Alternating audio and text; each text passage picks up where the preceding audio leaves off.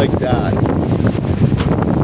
It makes you feel more like a Klingon warrior when you're sailing around on your lightweight trimaran, cruising around the place. A lot of fun to be a Klingon. I've been thinking about getting the prosthetic head, the Klingon head, but I don't think I need to do that just yet. Alrighty then, folding. Yeah, folding. Folding's great.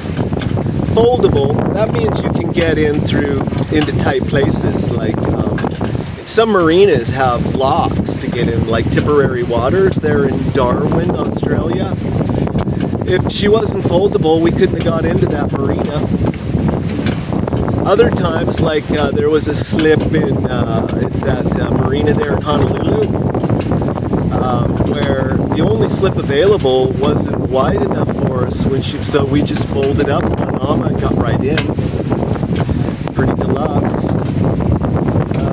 Oh yeah, and the mast can come down while you're underway. We've got mast raising hardware, lightweight aluminum hardware that we can mount, and we can lower the mast while we're underway, which is really handy if you need to get under a bridge, which I've needed to do on occasion, like that time in Tahiti.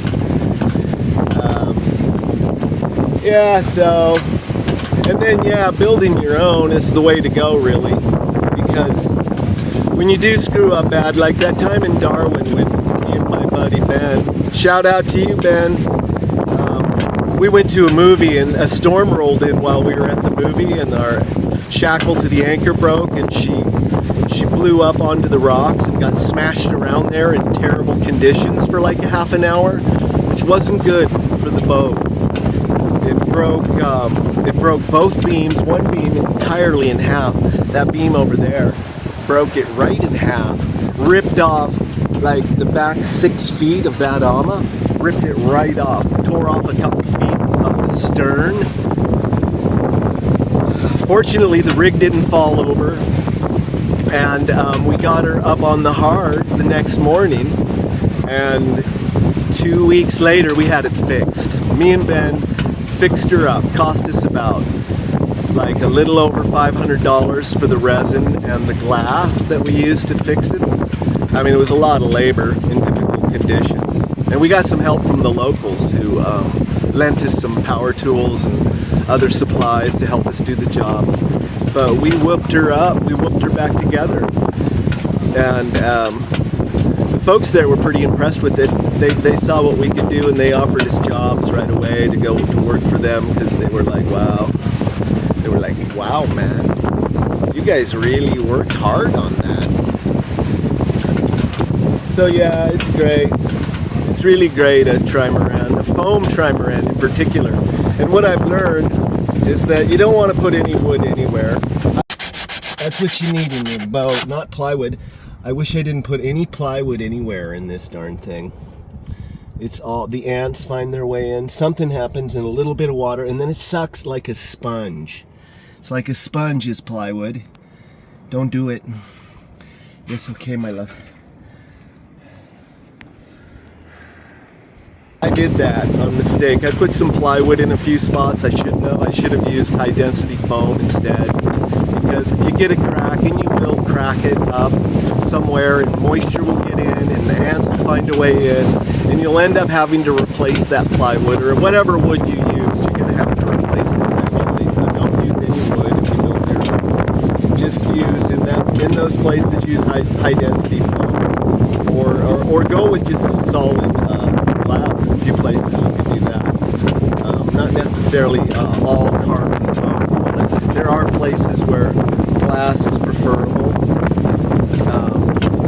And the bottom, you might want to think about putting some Kevlar or just extra glass. A little extra weight below the water line's no problem, but if you can, save weight everywhere, because just having a light boat's easy. I mean, I've pushed myself off of reefs just by hopping off with my shoes on, and I can push her off things by myself even. And You want to have big inflatable fenders, because those are an extra bonus, because I can roll her up pretty much up any beach on her inflatable fenders.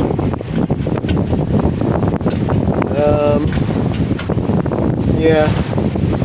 So yeah, doing all your own electric work's good.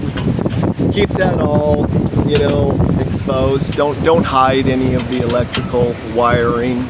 Just route it places and have access to all of the connections, because that's the only problem you're ever going to have with your electrical systems are connections getting corroded and going bad. So just make that all accessible, and run, of course, LEDs everywhere. I use the red LEDs everywhere to not mess with my night vision, and you find you look a lot better in red light. I look like 20 years younger in the red light, don't I? Yes. Yeah, that's a bonus. So, other than that, I mean, I bought the mast. I didn't build the mast, and I'm kind of glad I did that. I mean, it was expensive. I spent $11,000 on the mast, the boom, and the rig. But that was probably well spent. I could have built my own mast. Probably I needed a little more experience before I did that to get it right. But I'm sure today there's great YouTube videos on doing that sort of thing, and people have worked out all the bugs. So even though the mast only weighs 120 pounds, it could probably have been done for like 80 pounds. And don't run any wires or any rig, anything up on top of the mast. That's just going to get fucked up, and it adds extra weight and extra hassle, especially with your rotating mast. You don't want any wires going up into the mast, and you just don't need that bullshit, you know, wind direction finder. Give me a break, you know. How about a ribbon? How about a ribbon? It's a lot cheaper and a lot less hassle. Just tie a ribbon on the stay. Don't go for all that bullshit. Don't complicate your systems. Make it simple. When you got a problem and you need to do some work, well, you can just push it around up onto the beach. And even your 115 pound honey pie can do it. What do you think? She's camera shy.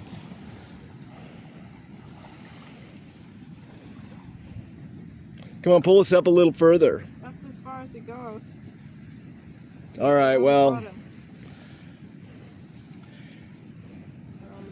We're on the bottom. Do you want to take the anchor and pull us, put the anchor out there a little bit so we don't drift away when we're working on this?